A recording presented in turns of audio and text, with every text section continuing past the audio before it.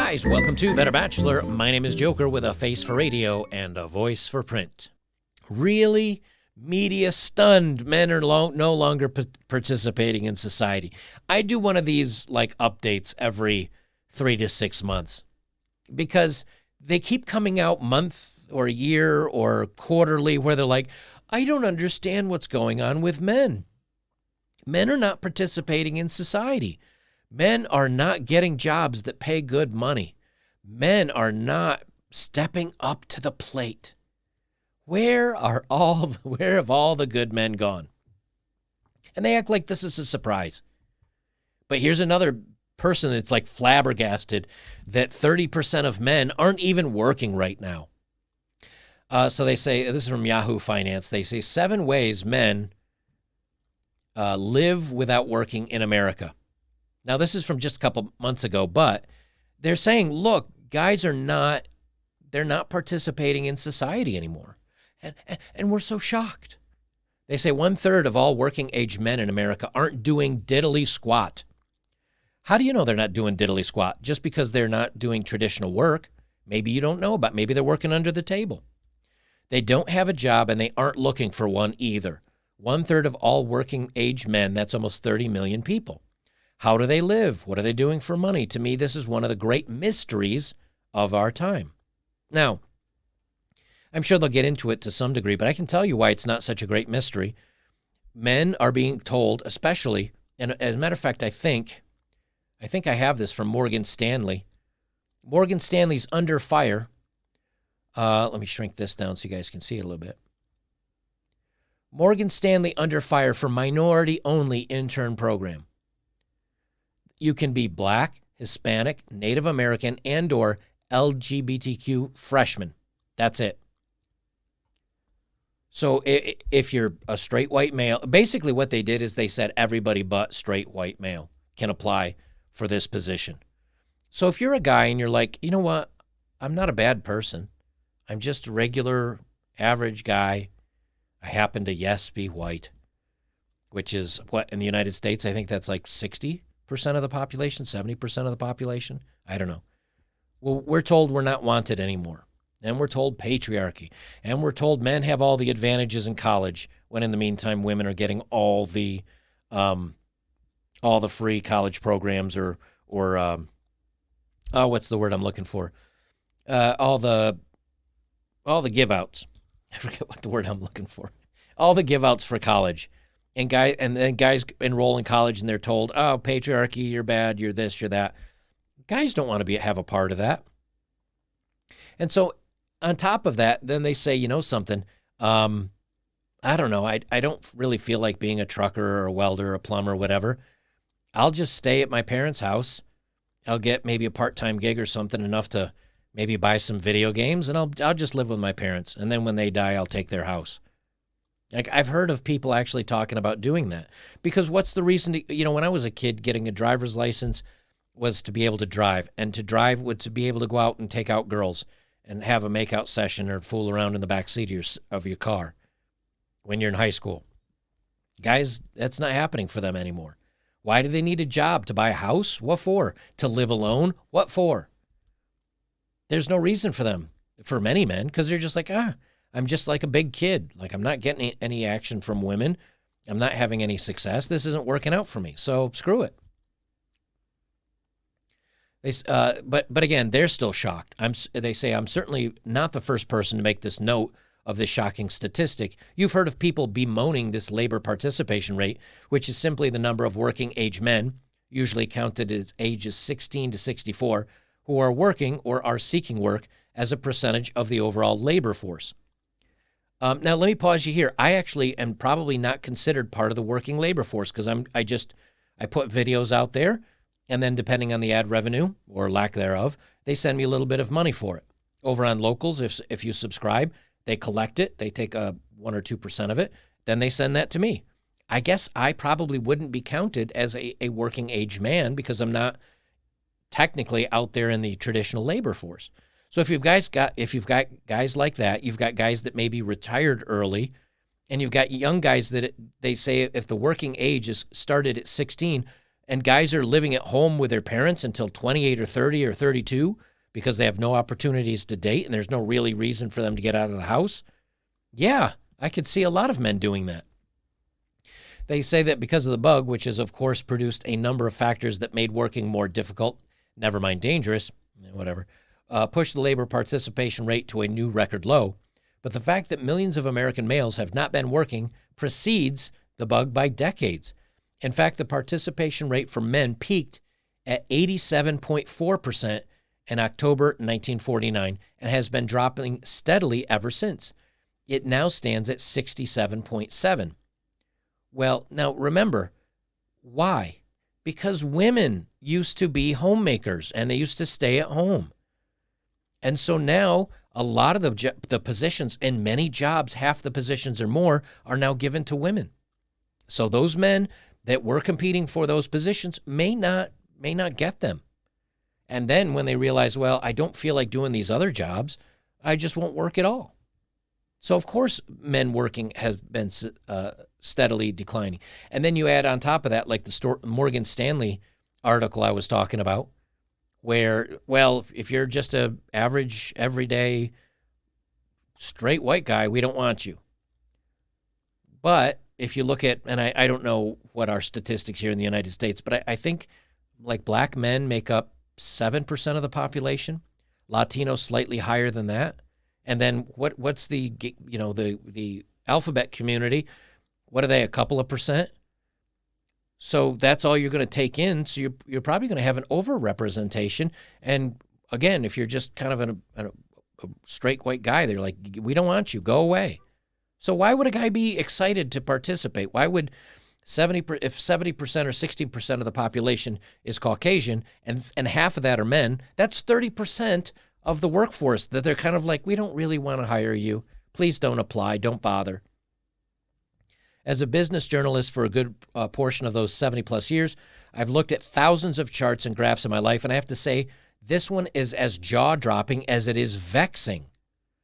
Economists, sociologists, politicians, and cable news pundits each have their pet factions or factors to explain the groundswell of non-work. But after digging down here, I've concluded there are many different forces at play. And that's what I want to explore today, which is how men can live in America without working. Now, I'm not going to drill down into that point of it. But here's what his brilliant mind came up with. Unemployment insurance. So guys are able to, because of the government giving out money, a lot of people are able to collect $600 a week. Some of these programs have pumped out $800 billion. Or if you're living at home with your family, and I mean family as in your parents, and you're getting $600 a week, that's $2,400 a month to sit at your parents' house. Or maybe to shack up and have 3 or 4 roommates. You don't have to work. It's free money. You're just living on the government dime. They say early retirement, pensions, disability, and lawsuits. I don't know how much they have some statistics here. I guess I can read it for fun. They say, admittedly, this is a bit of a hodgepodge, as is the case with many of these categories. Hard data is tough to come by, but it's the case that for millions of men under 64, at least partly living off pensions and 401ks. So maybe because of everything that's going on, they just said, you know what? I'm single. I did well enough for myself that I can retire early. Because remember, they're counting this from 16 to 64. I technically, if I retired right now, which I almost could, except I'm buying the land and the house and I'm spending a lot of cash for that, so I can't retire yet. But if I just decided to get a little, shack on a quarter of an acre and spend $100,000 for that or something and drive a used car, I could be retired at 49 because I saved well, I invested well. And that's why I tell you gentlemen to do it, because it gives you options. So they said this would give everything from C-suite executive to union members. And don't forget municipal workers who make up over 14% of the U.S. workforce. According to the U.S. Census Bureau, there are some 6,000 public sector retirement systems in the U.S. Collectively, these plans have $4.5 trillion in assets, with 14.7 million working members and 11.2 million retirees. The plan distribute $323 billion in benefits annually, and again, some to men who are younger than 64. And in fact, almost 2/3 of these plans, if you started working at 25 and you max out at 57. So if you get into a union job, if you get into some of these government jobs, and at the age of 25, you work until you're 57, you can be out 7 years early, and you've maxed the amount of withdrawal you can get from the pension. My father, he retired beforehand because they wanted a younger group of guys to come in. They could pay them less. You know, a new worker coming in could make, 45 grand a year to do the same job my father had for 33 years. And, Dad was probably getting, 75 or 80 grand a year. So they said, well, we'll cut him loose. We'll give him a fraction of his pay. Then we'll hire these younger guys to do that. So my dad was done at 54, 53. He retired. He's like, well, they're giving me a little bit of a parachute. I'll retire early. They say there's disability insurance from Social Security. They talk about more about disabilities, savings, trading, stocks, and Bitcoin. Yep, you've got a lot of guys that maybe made some money off NFTs, which I'm not into NFTs. I don't understand anything. Because if you're like, oh, look at this picture and I just bought it and I can right click and save as, you bought nothing. But I don't know anything about it. But then you've got a lot of young guys that are now Bitcoin millionaires, crypto millionaires that invested. I invested when it was a couple $100 per, so everything after that is a win for me. If I sold all of it, they talk about investing, and a lot of guys getting in on stocks and trading through Robinhood that got in on the AMC and GME trades. Guys are finding ways to succeed around the traditional system because they feel the traditional system is not working out for them. And they say working for cash, the under-the-table economy. So a lot of guys are working under the table now. It saves the business from having to pay some certain taxes, saves the worker from paying certain taxes. You've got many different people coming across our southern border here in the United States. They're undocumented, they're illegal, whatever you want to call it. They all work for under the table. When you've got millions coming here working under the table, they take those jobs from other people. So maybe somebody that might traditionally have that job. And they say here, living off family members. They say that the share of 18 to 29-year-olds living with their parents has become a majority since U.S. Cases of the bug began spreading. In July, 52% of young adults resided with one or both of their parents. So at 29 years old or under, so that 16 to 29-year-old group that might have been traditionally in the workforce, 52% of them are residing with one or both of their parents. And this is just up 5% from February. They say how many of these individuals are males living rent-free and sharing food too? A large portion of them. And they continue on here, illegal work. I mean, I think this is actually a decent study. You can find it on finance on the finance page of Yahoo, and just put in 7 ways men live without working or something like that. You'll find it. A lot of these links I can't put below YouTube because, and they say living off the land, and that's the direction I am going. Joker is going this way, which would be partially or mostly retired plus living off the land. They say gardening, fishing, hunting, clamming, berrying, just general foraging. They say the license for fishing licenses, etc., went up 10% in California. Same thing for clamming and getting money from selling shellfish, which is illegal without a commercial license, but they do it anyway. And they say licenses went up for hunters from 16% to almost 40%. So let's say that, and again, this is a very long read. I don't want to talk about it all, but let's say you're a guy and you say, hey, you know what? Right now, if you look at the statistics here, like on J.P. Morgan, when they do this stuff, and they say, oh, well, we only want certain groups. Which, by the way, which is illegal. This is illegal in the United States, but they're still doing it. So let's say you're an average guy. Let's say you're me. I'll use me as a great example, okay? I was in the work world as a network engineer. I enjoyed doing it. I liked it. But then when the opportunity, my crypto did very well. I quit and decided to travel around the country. I started doing some YouTube channels. It made enough that I could afford to feed myself, pay my rent, and do okay. I said, okay, I'm going to be a YouTuber, like as a break. Maybe I'll never go back to being a network engineer again. I'm okay with that. And my crypto did well, and I can sell that off and maybe buy some land, put a little house on it. Okay, now I've been out of the work world because I don't think this really counts, even though they do send me some income from the ads and stuff. But then I buy the land, I buy a house, I dig my own well, I put in my own solar, I have my own septic tank. All of a sudden, what am I paying for? I'm paying for taxes on my property and my house, my electric, and maybe the internet. Okay, so there's two: internet and taxes on my property. That's what? I think the taxes I looked at on my property were $400 unimproved for a year. But I looked around other residences around the area, and it's like, I think it was $1,200 if it has a house on it. $1,200 a year is $100 a month. High-speed internet, we'll say, what, $50 a month? $150 a month. For a year, that's $1,800. Now, you need car insurance and things like that. $2,500. That means you may need to make, what, $200, $300 a month? That's not much. If you have any type of retirement plan, you'll be fine.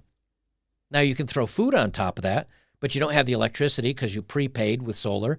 You have a well, which gives you your water. You have septic for your septic system. You have a cell phone. I mean, that's in there too, but you get the idea. And then if you say, hey, I'm going to grow my own food. I'm going to hunt. I'm going to fish. I'll get some of my income from that. You can live very, very cheaply. And I think as guys get closer to that, they're doing that. They're living at home. They're working under the table, maybe doing something like a side hustle or whatever. And because you've told men, we don't want you to apply. We don't want you to be here. You're not part of whatever group that we've decided is the in crowd.